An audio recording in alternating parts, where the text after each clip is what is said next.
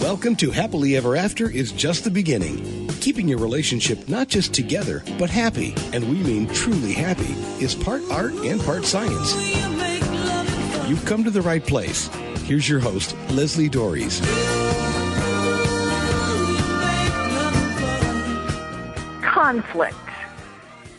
What comes up for you when you hear that word? If you're like a lot of people, me included, it often inspires dread. By definition, conflict means a serious disagreement or argument, usually a protracted one, or another definition, a clash. Yeah, sign me up for that. But what if avoiding conflict, something that many people really try to do, actually makes things worse? I mean, how could anything that is called a clash be good for you? Well, to answer that question, and I hope a few more, I'm joined by Dr. Marissa Franco. She's a psychologist, friendship expert, and a policy fellow at Millennium Challenge Corporation. So, Dr. Franco, Marissa, thanks for being on the show and talking about what seems to be a conversation that I never seem to get away from when I'm talking about relationships. Mm-hmm. But, I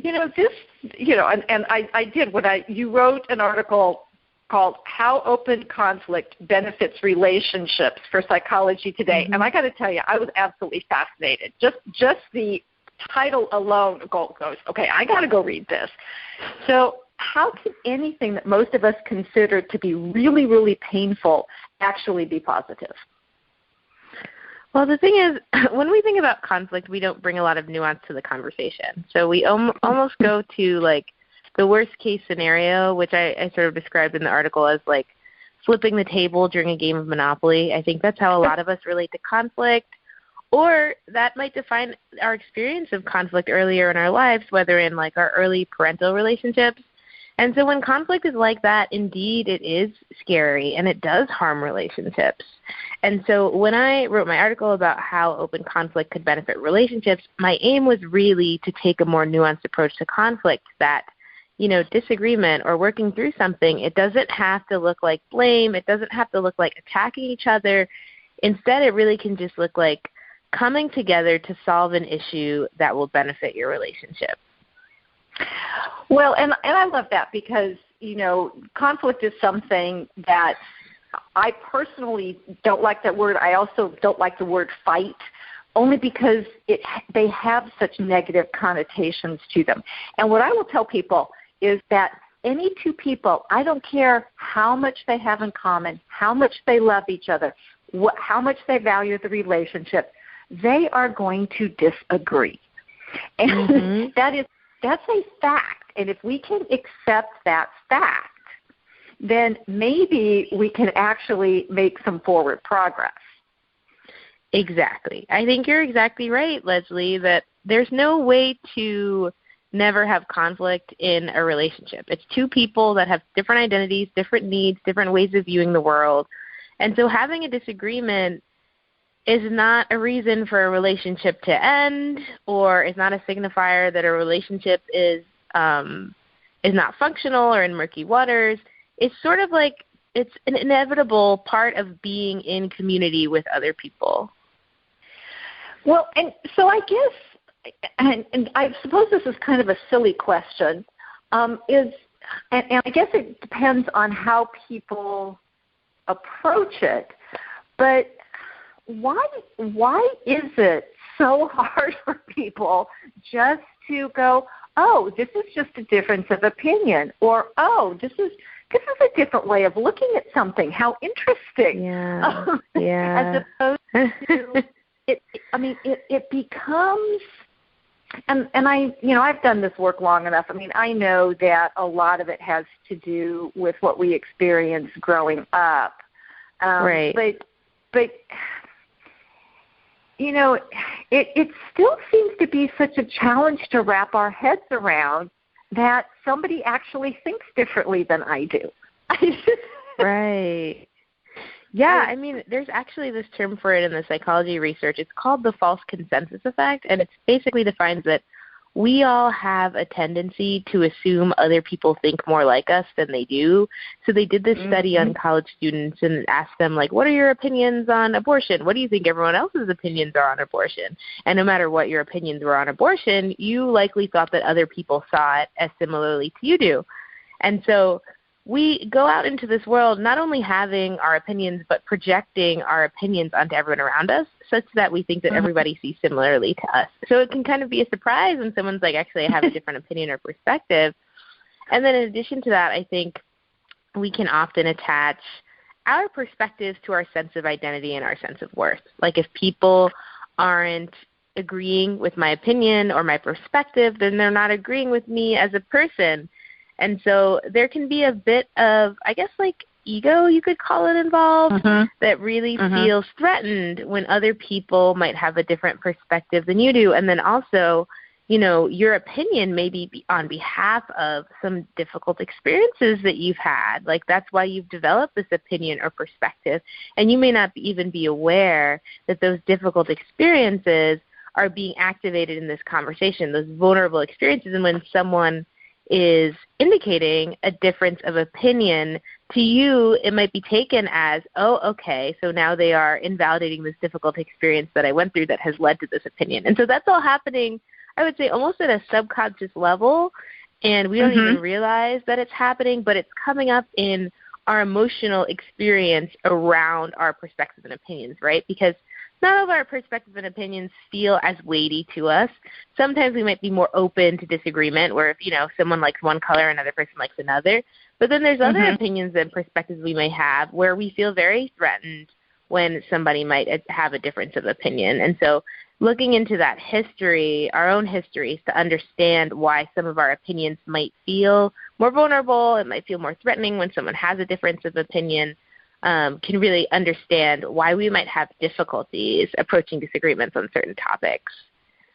Well, and I think also that the closer a person is to us, the more this comes into play, because you know, whether it's a good friend or whether it's a sibling or whether it's our life partner, it's like, you know, I really like the idea about talking about our identity is tied up in this way of thinking. And, you know, I mean, and we all want, I think every human being on the planet wants to feel like they belong somewhere. And so if they have a difference of opinion to somebody who they want to be in close connection with, that really can be triggering in these old things, and really kind of creating this, you know, line in the sand kind of, this is the way it is, and it I mean, I love the idea. I love the concept that this is nuance. You know?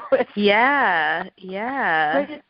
But you know, and the other thing is, and this is something else that I part of the reason I do the show and talk with people like you is because these are things that people can learn, and you know, that there are ways to do this. And in your article, you talk about one of the first things to do or to focus on is, in order to have effective conflict, is our own mind and our own energy. And so can you explain what this is, and more to the point, how can somebody do this if they're not used to doing it? Yeah, so basically what the literature, the research on conflict shows is that the outcome of our conflict, how healthy it is, how much it benefits relationships, depends on the emotion that we're bringing to the conflict. When we are angry and we're engaging in conflict, that tends to make other people shut down and makes it very difficult to have a healthy conflict. And that's because of, you might have spoken about this on your show, the concept of window of tolerance. And so that's the idea that we all have a window, and when we're inside of our window, we are able to think rationally, we are able to hear different opinions, we're sort of at our most resourced and we're at our best. But when we get outside of our window, now we're in fight or flight, and we're not able to think things through rationally. We're not able to slow down and consider different opinions. We're feeling really vulnerable. We're feeling easily threatened. And so when you come at someone with anger, you bring them outside of their window of tolerance. So already they're in a place where they cannot comprehend what you're saying at a rational level, and they're reacting sort of impulsively and emotionally. So I think one of the most important things to think about when you're about to enter this conflict is, can I enter this conflict calmly? Am I in a place where I'm ready to do that? And so timing can be very strategic here. You don't want to enter the conflict if you're very keyed up, and you also don't want to enter the conflict if you can sense that the other person is keyed up. You want to wait, strike when the iron is cold, as they say. And so then other things you should really think about is, how are you going at this conflict? If you're sort of playing this conflict out in your head and you're thinking about all the ways that you can blame the other person, then you're also not ready to engage in healthy conflict, because blame is antithetical to healthy conflict. Healthy conflict is a partnership. It says, I care about you and I care about me, so how can we both care about each other together and make a solution sort of collaboratively? And so if you're thinking about how can I blame another person, you should instead ask yourself things like, am I ready to share my concerns but also listen and empathize with their concerns, identifying that, you're not the only one in this partnership, and the other person likely also have a perspective, and are you ready to hear that? And if you're in a state of blame, likely the answer is no. And then I think the last question that you could ask yourself is, am I seeing this conflict as an opportunity to make our relationship better? Okay, and I'm sitting here kind of laughing because this is very similar to what I tell people, because I will tell people I use a temperature scale of 1 to 10, with 1 everything's really calm and wonderful and fantastic, and 10 somebody's going out the second-story window and I don't know who it is. I tell people, don't start a conversation about anything important if you're higher than a 3. Yes, I was thinking the same thing, 3. Yeah, because you're not calm.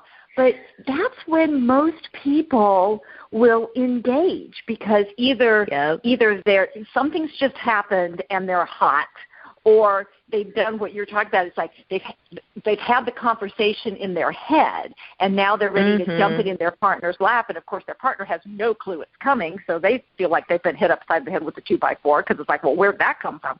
And they're off to the races. And, this idea about blame, it's like, yeah, and you actually, in your article, talk about some of the ways that you should never start these conversations. Can you share a couple of those? Yeah. So here I'm going to share some examples of ways that you shouldn't start the conversation and ways that I would recommend starting the conversation instead. So, for example, if you start the conversation with something like, I need to talk to you about something you did that I found unacceptable. So obviously that indicates blame. It doesn't indicate that you're willing to come together with them. And so instead, you might say something like, us working well together means a lot to me, which is why I want to make sure that I'm talking openly about what's on my mind so we can work through it. And I'd like to take some time to hear your perspective as well. And so if you even hear the sort of pronouns in that revised sentence, there's a lot more of us and we instead of I and you. And so it just sort of suggests, hey, I want to come together here. And you set the tone to say, like, I'm doing this because I value our relationship. People, if I didn't value our relationship, I wouldn't put in the time and effort to try to work through this. This is because I want a future that is even better than our now. And so another example I had about that is how not to approach conflict. I'm really pissed over something you did, and we need to talk about it. And then a more healing or imperative way to open up the conflict would be, I love and value our friendship so much, but there's just been some stuff that's weighing on me, and I was hoping we could talk about it so that none of it gets in the way of our friendship. Yeah, I love it. I always tell my clients, I said, try not to use the word you in the first 3 words of a sentence unless it's I love you, you're wonderful, I'm glad you're in my life. Then you can use you to your heart's content. But it's the yes. You did, you always. And it's like, oh, my gosh, it's a shot across the bow, because then, it's like you were talking about before, people can't really hear at that point in time because they go into that defensive fight or flight. Exactly. And what people don't realize is that you literally cannot absorb any information other than, am I going to die? Exactly, yeah. You're on edge. Yeah.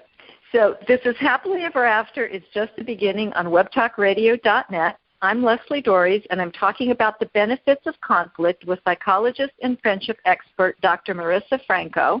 And I've often said that you can't really avoid conflict. You can merely postpone it. And usually, the longer the issue festers, the harder it is to resolve. But there are skills you can learn to help you address conflict more productively so you can take the fear out of it. And if you'd like to know more about that, I invite you to contact me and schedule a free, no-obligation, Create Your Happily Ever After strategy session. You can reach me by email at Lesley, Lesli, at foundationscoachingnc.com. That's FOUNDATIONS, coaching, N as in Nancy, C as in Charlie.com. Or you can reach me by phone at area code 919-924-0463. Again, that's 919-924-0463. And I want to get back to this conversation about how to do conflict well with Dr. Franco. So, Marissa, you suggest a concept about sharing each other's worlds as a helpful process. So I know I think we're starting to touch on this a little bit ago, but can you go into more detail about what it entails and why it works? Yeah, so sort of thinking about more unhealthy models of conflict that tend to be about attacking the other person, but instead focusing more on yourself. What is the effect of the problem on you?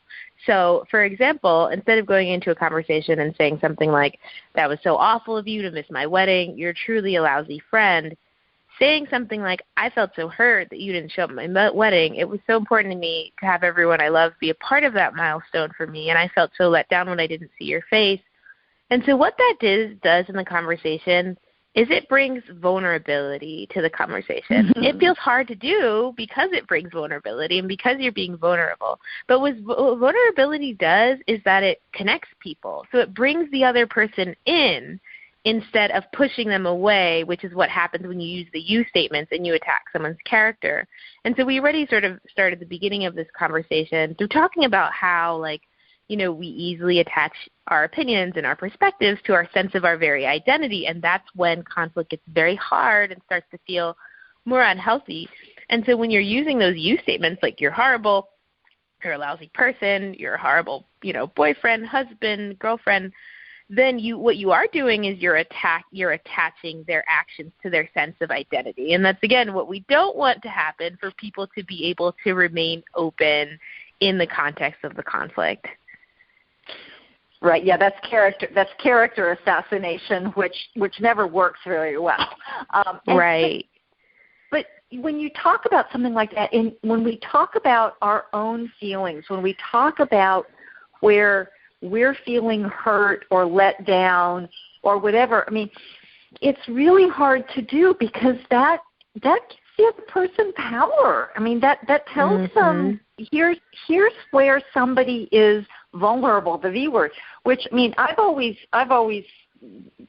back even before I knew of Brené Brown, which I was listening to her and going, oh my gosh, I'm not crazy, because I've always thought of vulnerability, that to be vulnerable, you actually have to be fairly strong. And it's not a weakness, but it does open the door. It does connect. So that's sharing my world. But then it's also, you have a part about sharing the other person's world, right? Yes. Yeah. So after you share your piece about, you know, how whatever happened in the conflict affected you, then you want to turn to the other person and say, you know, something like, I want to give you a chance to share your experience of what was going on here and to hear their perspective. And so that, again, just sets the stage for this to be a collaborative conversation where we're coming together here. And so you give them an opportunity to share what was going on for them that contributed to the problem. So, for example, in that wedding example that I shared, feeling really angry that your best friend didn't show up at your wedding and, you know, feeling like that's a great big problem for you and a sense of conflict. But what if your best friend responds, you know, like, I have been really depressed and it's been hard for me to get out of bed, or, you know, my mom just got diagnosed with a major a health crisis and I had to be home for her. And so, people often fear that like, oh, if I hear their perspective, it's going to dilute my own and I won't be able to convey how much things hurt me and it'll be more focused on them. But actually it's a healing act to hear someone else's perspective because it leads us to really be able to depersonalize how someone has reacted to us. So instead of assuming, hey, you didn't show up at my wedding because you don't value me as a friend, now you're able to have the broader context. Anytime we can broaden our perspective, and that will be more grounding. And so you'll be able to understand that, like, maybe they do value me as a friend, but maybe there was something else going on, and you only get that from letting them share their perspective as well. Well, and that brings to mind a concept that I talk about, that it's not an either or. It's not either your interpretation or my interpretation. It's both and. This is inclusive, and I love the opportunity because two of my favorite words when I'm teaching communication skills, are curiosity and confusion. It's sort of like, help me understand what happened. Or, I was with you, I was following until here, and then I just got completely lost. Could we go back? Because it's like, those to me are much easier words, and they're actually inviting words to go, okay, help me understand what happened because, this was an important day for me, and you weren't there, and I just don't know what happened, But again, I think that also goes back to the opening when we were talking about the energy and the mindset that people have to calm themselves down. Exactly. And, you might need to vent over the problem and just feel like you can be validated, and that's okay.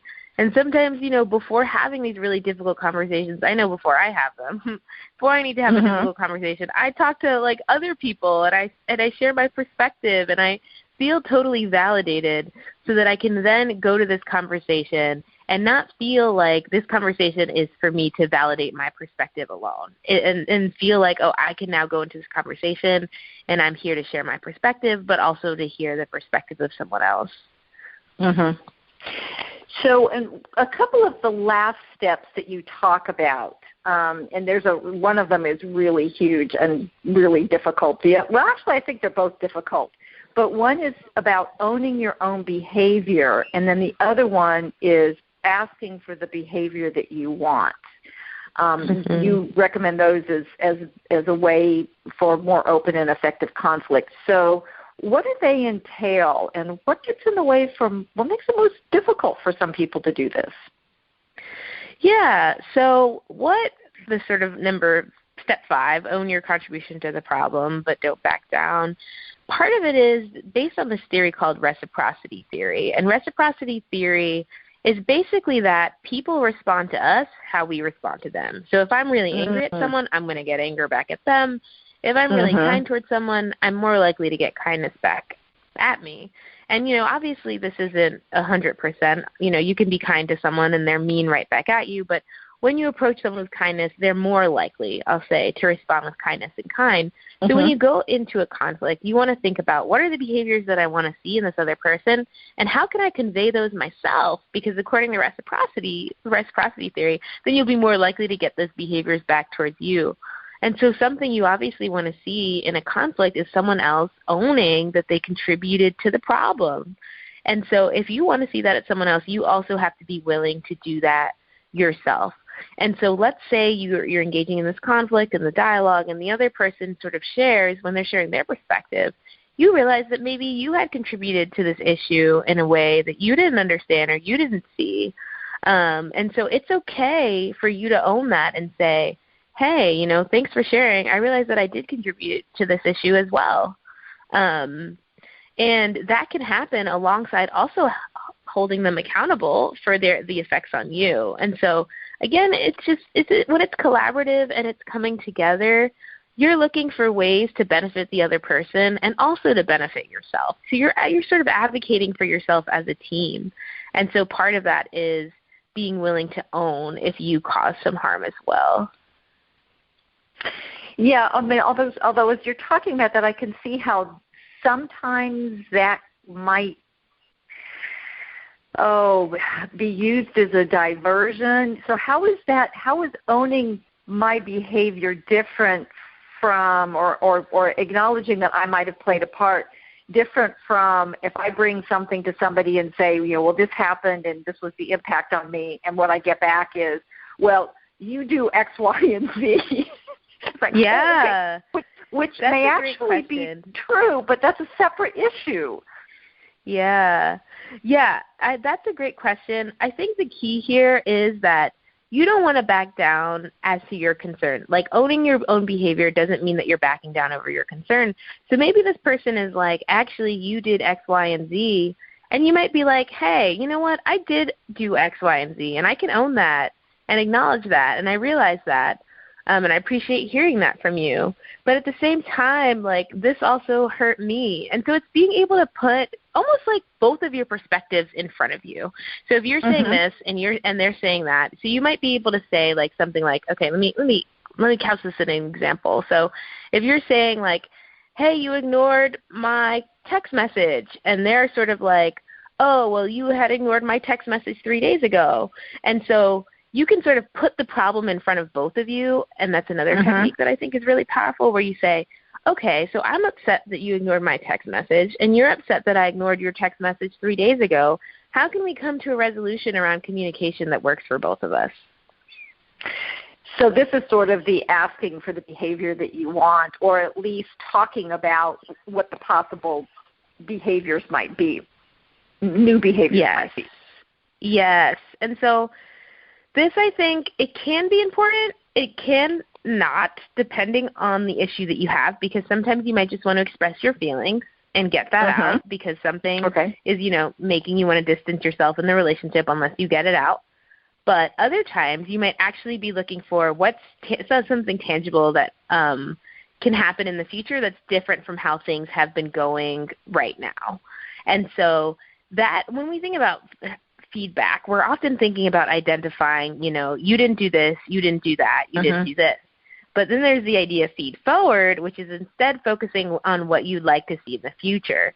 So, for example, going back to my friend didn't text me back, instead of focusing on just that, moving forward and saying, in the future, I'd love to hear from you on the same day when I send a text, or, what would that be like for you? And so being able to offer that as something tangible that you can take from the conversation that, again, is in the service of benefiting your relationship. So a lot of this sounds like we have to kind of step up our maturity level a bit. Yes, that's a good way of putting it. That is a great way of putting it. I mean, and it's and I know that's really hard to do, especially when we're really hurt. And I mean, and a lot of people use anger because it's protective. It's like I don't have to. If I'm angry, I don't have to admit that I'm hurt or that I'm scared or that I'm frustrated.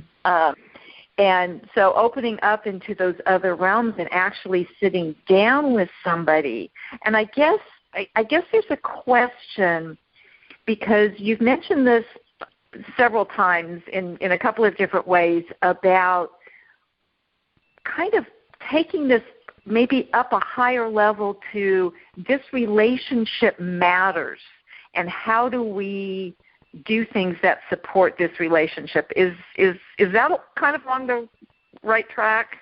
Yeah, exactly. It's like it's just like you're a team that's working together to do what's best for the team. That's what I think healthy conflict is. If you're seeing yourself as, I am representing just me and my interests and my concerns, then you're not going to have as positive outcome or as healthy of a conflict when you're thinking about, hey, I am in this relationship with the other person. We both have needs. We both have perspectives. Let's put this out on the table so that we can have a healthy relationship moving forward. Yeah, and again, that's really what people need to learn how to do. And I so wish, and I've said this before, that we all have to take a relationship 101 class before we graduate. Definitely. I think it would be so helpful. Because there is information out there, and it's available, but I'm not sure it's readily available. I mean, I think people actually have to look for it, which is kind of sad, because I think it would be. I mean, we're looking at the world not just on a micro level, but on a macro level. We're looking at all these people who are in conflict, and if we could just find a way to be able to connect on a better level, I think everybody would be happier. Right. So can you tell people where they can learn more about what you do and your writings and all of the stuff that, so we're going to give them a place to go. Sure. Yeah, definitely. So you can find me on Twitter or on Instagram, and my handle is Dr. Marissa G. Franco. So that's DrMarisa GFranco, Marissa with one S. Or you can go to my website, which is the same handle, drmarissagfranco.com. You can sign up for my newsletter where I can send you some blog posts that I write. I also write for Psychology Today about relationships and about friendship, and you can find me on the Platonic Love blog on Psychology Today. Well, terrific, because as we said before, disagreement is a given, but conflict, at least the way most of us think about it, is actually a choice. Arguing and blaming are frequent behaviors in conflicts that go unresolved. But developing the skills to address issues productively can really go a long way to bringing health and harmony to your relationship. So differences will continue to arise, but you will be able to address them and actually embrace them with confidence. So thanks so much for listening to the show. Hopefully you found it helpful. And until next week, stay loving.